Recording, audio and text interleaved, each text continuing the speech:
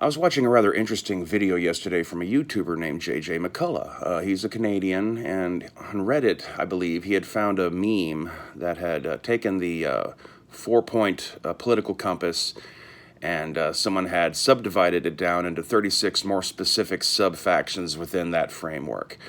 And according to that, going by what my own political compass results had been a couple of years ago, that would put me in the anti-colonialist section, which at first I was a little like, what? Now, albeit this is by Canadian factoring, like obviously a good chunk of, if you were to watch that video, a good chunk of the sub-factions are very Canada specific, like obviously like someone from the United States isn't going to fall into the Quebecois category and stuff like that. And there might be some things that because of all of Canada as being a little bit more skewed to the left than where the United States is in general, who knows how that might reposition things on the map if you were to make a more United States specific version of that. And if anyone has ever come across that, I'd be curious to see that one and see if it's the same there. But it did give me to think a little bit about what exactly would make it so that I would fall into that particular category of anti-colonialism. I mean, philosophically speaking, I don't entirely argue with it because, like, a lot of the things that I do feel that should, shape our policies as we move forward is to avoid making certain mistakes that were made in the past. However, like a lot of the factions on the left, I feel that, those who, would wrap themselves in an anti-colonialist flag in terms of their, particular positional loyalty, like a lot of the left, I don't really think they're going about it the right way.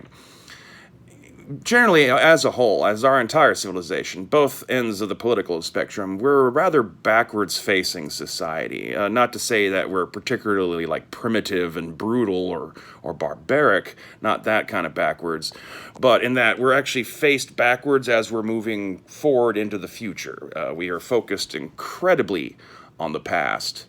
To a point where we're not really learning from the past. We love to throw around, that old adage about, those who do not remember the past are doomed to repeat it. And then we focus all of our attention on 2 or 3 specific periods of history and ignore the rest, which is not what remembering history is. That's becoming fixated on a few things that we wish to continually try to relitigate. A thing I've kind of been perplexed by like a good chunk of my life in observing politics in this country is how much effort is put on trying to refight old battles that had already been decided a generation or so ago. The problem about trying to fix the past and trying to fix past wrongs is that the past is always going to remain unchanged. It happened. I mean, unless we just want to just completely revise it and lie about things, or probably be more accurate, further revise to make it even more of a lie, built on top of a lie, built on top of an assumption, built on top of a misinterpretation, built on top of someone's propaganda, kind of a thing. But you can't ever change it. Every generation can discover the crimes of the past and then want to do something about it to try to bring some sort of sense of justice to themselves to alleviate whatever responsibility they may feel as being inheritors of the old world.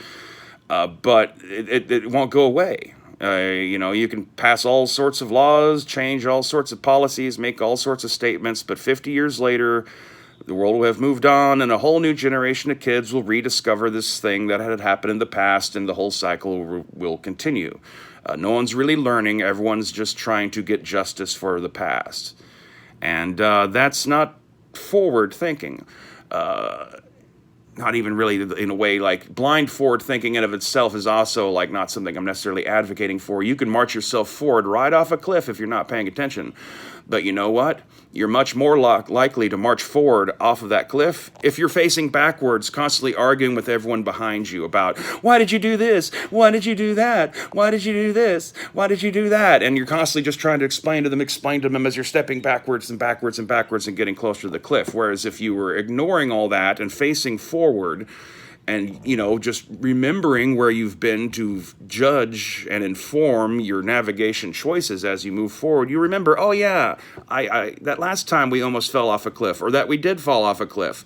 Maybe we shouldn't do that. And so as you're moving forward, you can see the cliff and then maybe make some sort of plans to slightly alter your trajectory so you don't just go plunging off to your doom like a species of lemmings. Fictional lemmings, obviously. Since Disney, put it in our heads that lemmings are a slightly different creature than they turn out to be now. So, with that kind of point of view placed over the whole anti-colonial thing, yeah, where I think modern anti-colonialism goes wrong is that they're too focused on trying to somehow magically undo all the colonialism of the past, and there's nothing to do about that. Plus, the more you unravel history, we're talking like a chain of colonies upon colonies upon colonies of cultures colonizing and infecting, wiping out, and or changing other cultures that stretches back thousands of years, like way more recently than just the stuff we're currently nitpicking over. And we should use all that to inform how we want to move forward if we want to be better people, because we are able to see the long-term consequences now of what happens when you brutalize populations and instead of wiping them out, you try to be humane to them and absorb them into your own, but leading to, historical rivalries and grudges that just won't let go and all that kind of stuff. We now know that that's a consequence of behaving in a certain way, because we've now been able to keep track of historical arcs in a better fashion than we did, say, 5,000 years ago when no one knew how to fucking write or read or any of that kind of stuff. So that's why, I kind of take, I kind of go back to an awful lot in that, that basic prime directive Star Trek kind of philosophy of modern anti-colonialism should be focused on reducing how much we interfere with other cultures and peoples unless they actively are asking for our fucking assistance. But, to be poking our business into places where we're unwanted, like that, yeah, there's no long-term good end to that. You might get some short-term gains, but you're dooming future generations to be forever having to untangle the mess you're making in the present.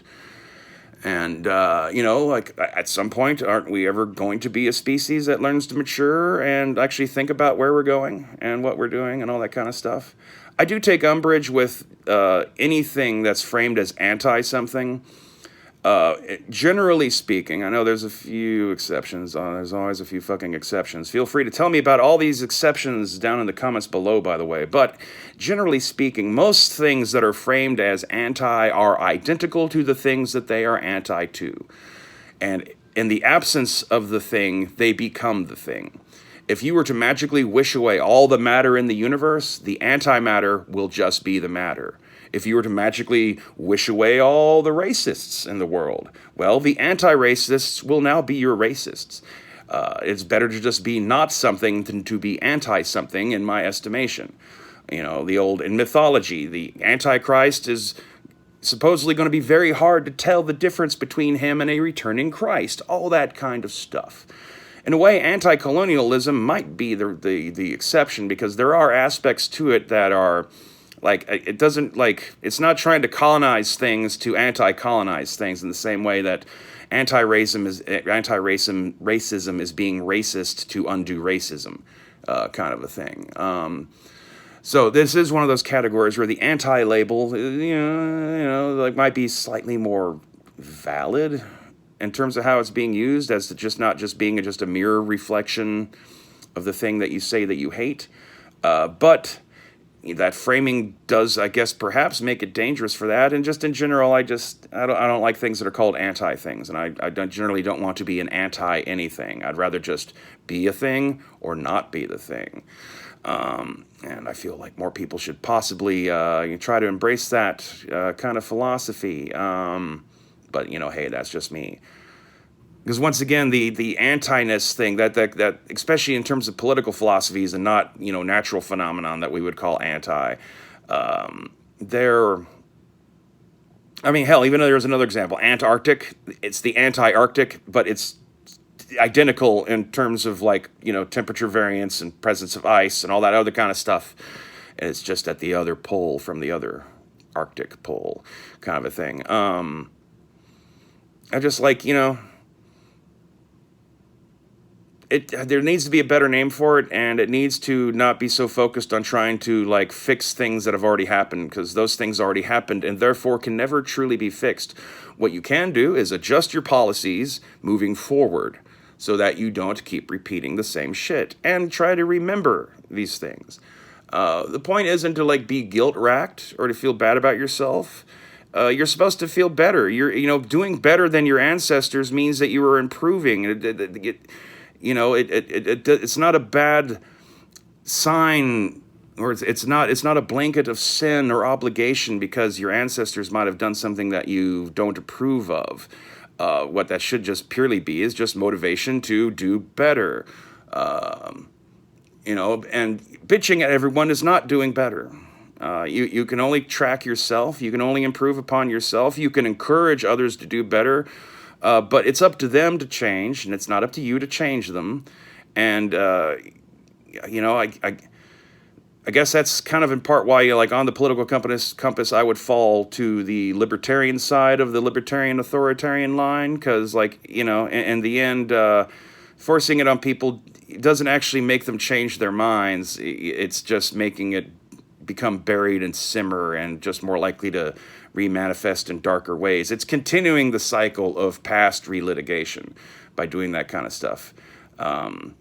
You have to, at some point, argue things through if you want to be able to like stop this whole cycle of just constantly trying to justify things as you're walking backwards. There's a certain kind of brutal logic I tend to prefer.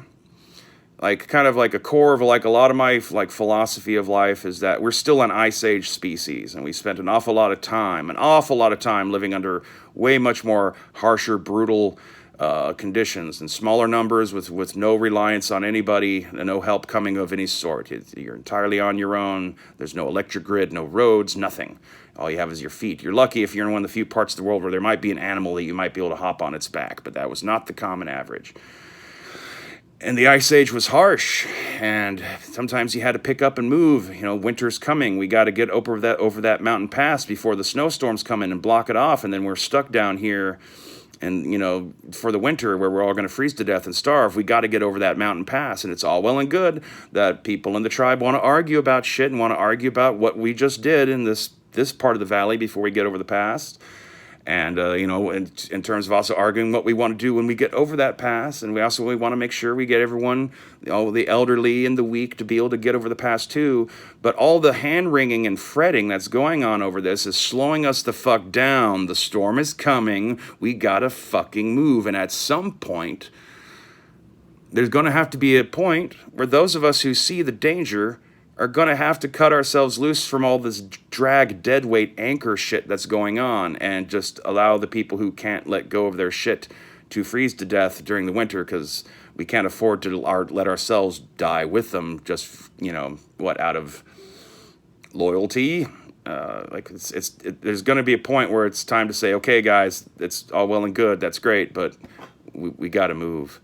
And those who can't get themselves to get off their fucking ass and start moving, and instead of having this endless chat, they're just going to have to be left behind. And however exactly that's supposed to manifest in any sort of real world application, who knows? We'll see. We're barreling towards there. But all this is not just a left wing thing. Right wing is also just as past focus. I mean, how many decades now have they been trying to undo abortion rules that were supposedly sorted out decades ago? I mean, that's another example of where we're constantly relitigating the past.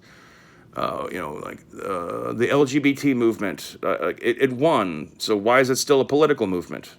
All that does is just put it in danger of becoming a political sex cult, instead of just like a temporary activist movement to make sure that a certain portion of the population is no longer being punished for things that aren't necessarily worth punishment.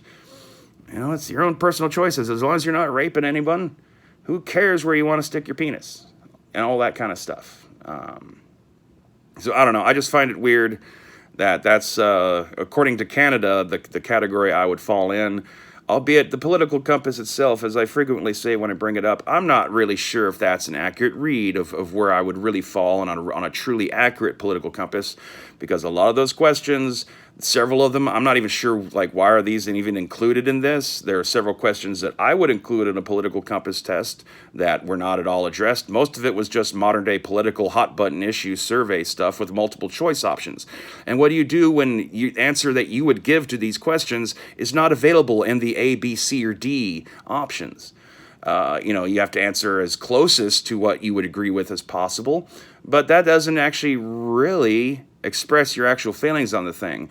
So, is anyone's political compass test accurate? I mean, not everyone necessarily notices. They're just answering the questions. How much of it is also because of the way we're trained in school, that you're looking for the correct answer when you're doing a multiple choice question. I mean, yes, obviously, it's going to be hard to do a super survey or any sort of computer test thing that's supposed to put your position on a grid where all your answers are just self-generated open answers that have to be interpreted by somebody who's giving the test. But I feel like there's a lot of people out there who are potentially miscategorizing themselves, and that because of the way humans act about wanting to search for identity and want to be a part of a good, accepted part of their chosen tribe, that kind of then shapes people's thinking, because they've been told that they are a thing. Well, then if I want to be that thing, I got to do it right. Kind of a loop people are on, which might all be false from the get-go. So, I don't know. Take all that as you will. I just thought it was an interesting video and some interesting things to think about. And go wasp yourself.